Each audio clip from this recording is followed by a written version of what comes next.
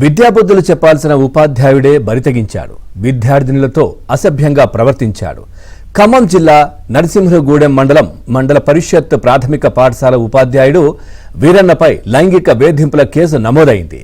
దీంతో ఉపాధ్యాయుడు వీరన్నను విధుల నుంచి తొలగించారు.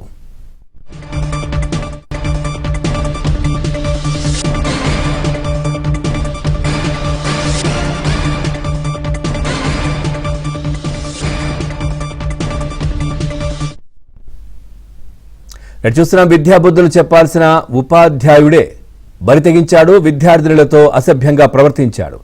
ఖమ్మం జిల్లా నరసింహగూడెం మండల పరిషత్ ప్రాథమిక పాఠశాల ఉపాధ్యాయుడు వీరన్నపై లైంగిక వేధింపుల కేసు నమోదైంది. ఓవరాల్గా ఈ అంశానికి సంబంధించి మరింత సమాచారాన్ని మా కరెస్పాండెంట్ శ్రీధర్ అందిస్తారు.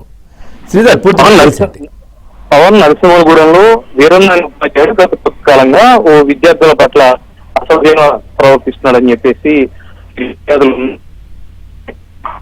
కూడా ఎప్పటి నుంచి చెప్తున్నారు.